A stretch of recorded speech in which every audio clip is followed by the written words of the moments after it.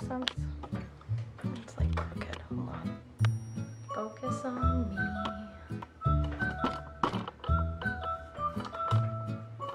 Hey YouTube, I'm back.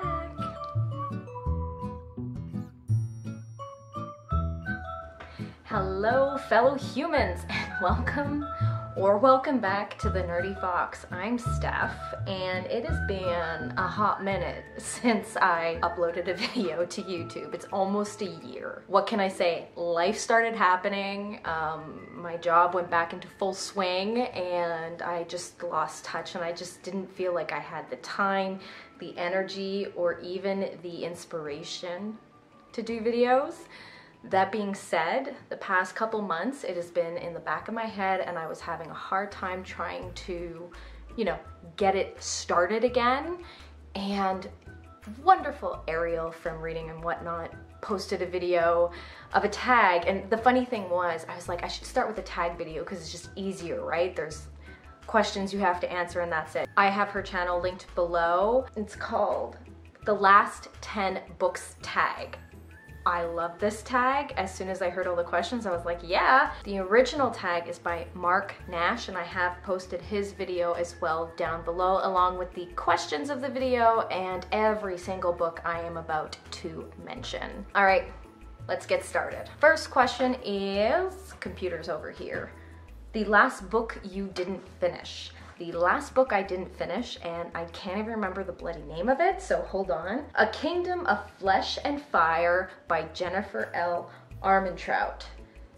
So, this is the second book of, what was even the first book called? From Blood and Ash.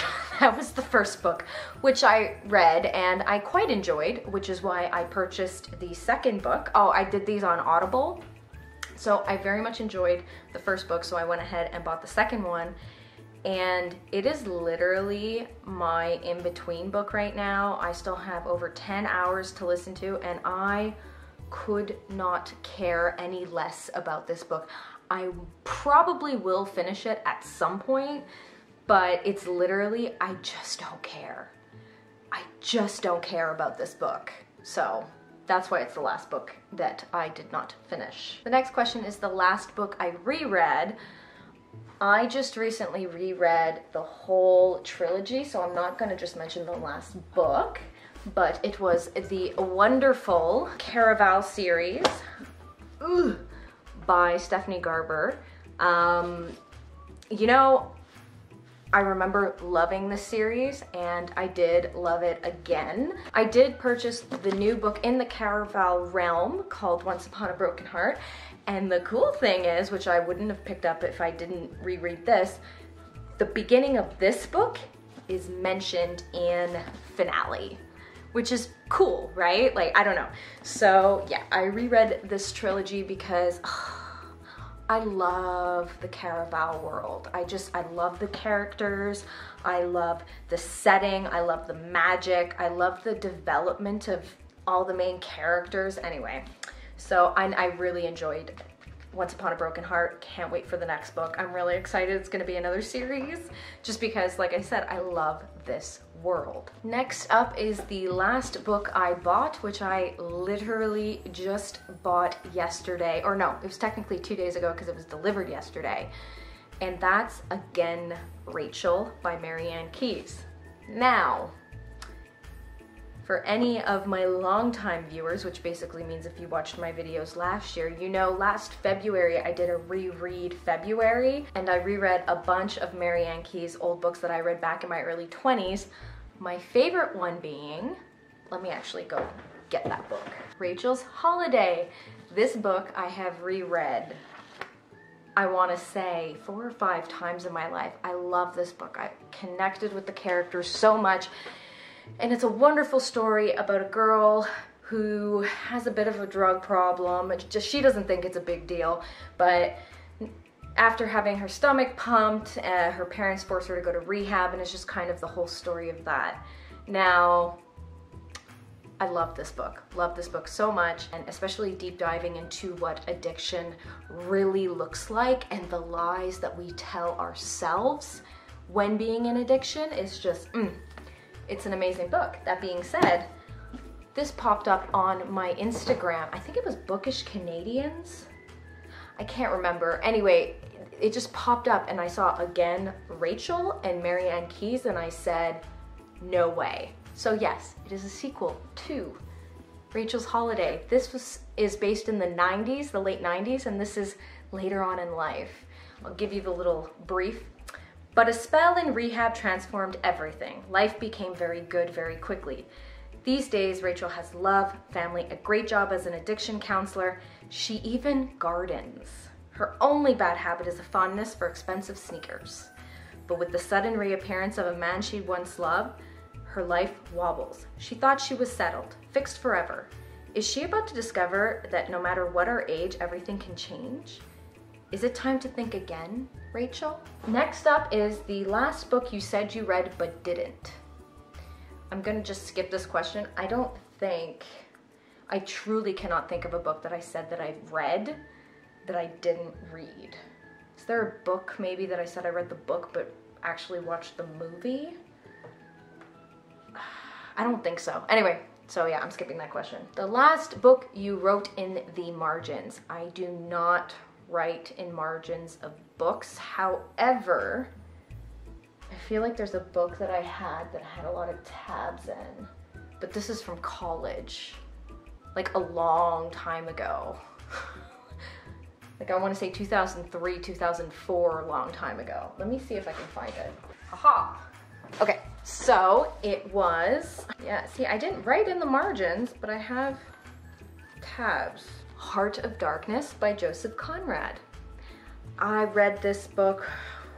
Why did I read this book?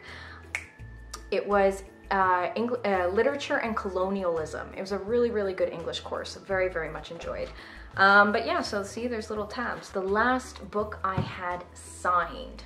Okay, I'm gonna go ahead and pop a photo up here. You can find it on my Instagram, which is wildcat_co. I got all of these books signed back at Winnipeg Comic-Con 2022.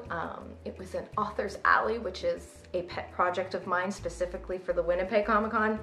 That doesn't matter. Anyway, I bought all these books because I want to support Canadian writers, and these are all Canadian writers, and all the authors were there. So when I purchased a book, I got them to sign it. So this is it. The top book, Effin' Birds, was not signed. That's by Aaron Reynolds, and I didn't have him sign it because they're postcards, not necessarily a book, but if you ever want to have a laugh, check out Effin' Birds by Aaron Reynolds. It is hilarious. Also, I have all the names of those books down below with the author's name. The last book I lost, or know that I lost, was Eat, Pray, Love by Elizabeth Gilbert.